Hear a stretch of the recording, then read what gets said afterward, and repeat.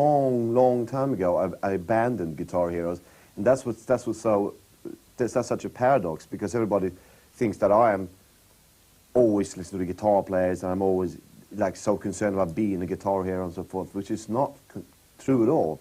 I'm a creator of music, and I compose music, and I produce music, arrange music, and of course add the guitar to that to make it into a unit, you know.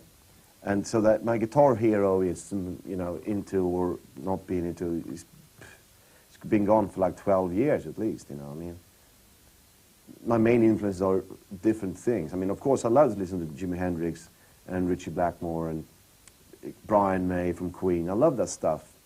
But it doesn't influence me anymore, you know what I'm saying? So it's just, yeah, sure, I like it, but not as an influence, no. Do you resent that guitar hero tag then that you've got? Do you think it's put up barriers maybe in certain... I think to a certain extent, yes. I mean, I can't say I mind it, you know. I mean, it's not something that I totally hate, but it does bother me sometimes that people don't seem to realize that I'm not only a guitar player, you know, that I do a lot of other things as well, you know, rather than just being a guitar player in the band, you know. People ask me what I really think about something. I say, well, they do what they do very well. Now, I might not think it's good, but they do what they do, and that's fine with me. You know, I don't compare myself with them or vice versa. You know, I don't really slag people off, no. I don't. That's a misconception.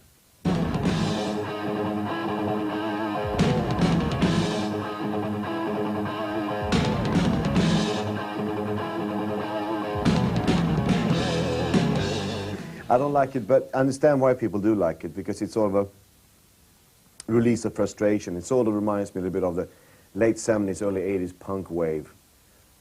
You know,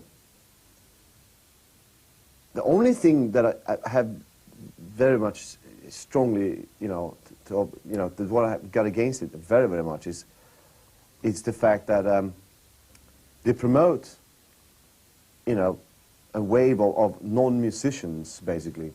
And I don't understand why people should be able to make records and sell millions of records when they really can't play.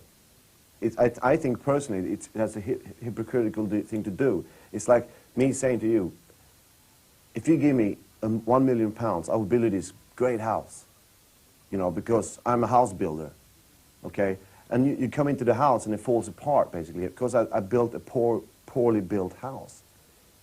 Then again, I shouldn't be able to say to you, I built you this house. You know, this is an analogy, basically. I'm not talking about house building. I'm talking about the fact that, you know, you pay £15, whatever a CD costs nowadays, and you get something that's really crap. I worked really, really hard on the clips because I had sort of like a little leeway there because it was a live album in between. So I had a little extra time to write, and I wrote very intensely on that, and I felt very, very strongly about that record. I thought it had a lot of strong points, but then Polygram completely ruined it. I mean, they ruined it to the point where I couldn't even tour on it in the States. I only toured in Europe and Japan and in Australia with that record. I did on purpose make this record more raw, yes, because I thought maybe Eclipse turned out a little too polished, you know. It was recorded digitally, was a lot of overdubs, a lot of backup vocals and stuff like that. It almost became too polished. So as I said to myself, no, this time around I want to have it so that if we do this live, it's going to sound pretty much the same. Basically no overdubs, and that's what it is. Plus, when I mixed it together with Steve Thompson, Mike Barbero up in Electric Ladyland, New York, we all had the same view, really, on it, to make it really just right in the face, you know, like, you know, no one's a nice guy, basically.